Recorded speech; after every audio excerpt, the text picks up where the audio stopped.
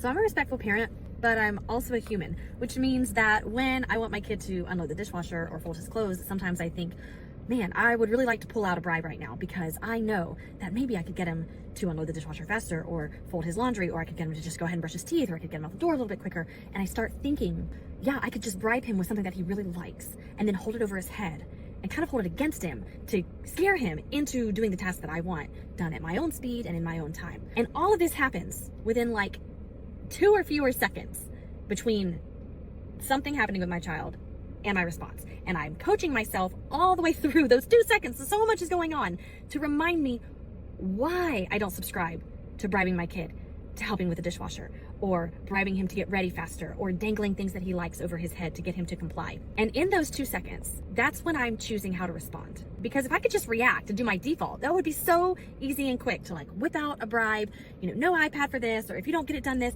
And then in those 2 seconds, I remember that when I speak that way to my child or to my students, that I'm actually sending them into fight or flight. I am turning on their threat receptors. And when I turn on their threat receptors, they are no longer able to engage in a learning activity.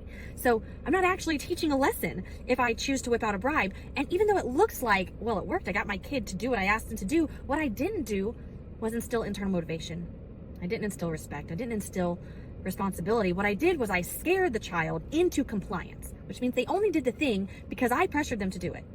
And so those are things I tell myself in those 2 seconds, because it would be really easy. It is really easy to pull out a bribe or a threat or something that you know is going to light a fire under your kid and get them to do the thing that you want.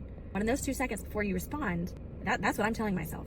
That's what I'm reminding myself, because I know that in order to get my child to do those things, I have to come from a place of connection, not a place of fear, not a place of control. And when parents grab my Cooperation Toolkit, they are given the strategies that I use as a respectful parent to get their kid to do the things they need them to do without bribery, threats, reward charts. Because when we use those things, we might, and you might get your kids to do things whenever you use those methods.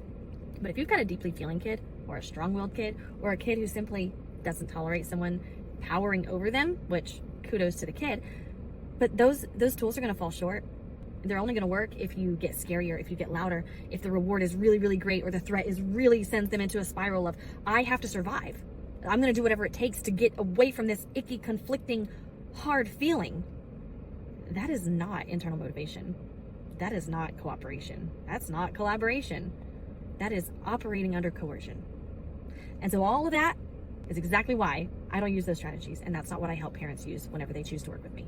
We get our kids to listen because we have formed a foundation, a strong foundation of connection. I have a 5-piece framework that I teach in order to do this. So as easy as it could be to pull out that bribe or that threat and dangle it over my kid, that is no longer the tools that I reach for. And I haven't been reaching for those tools for a while.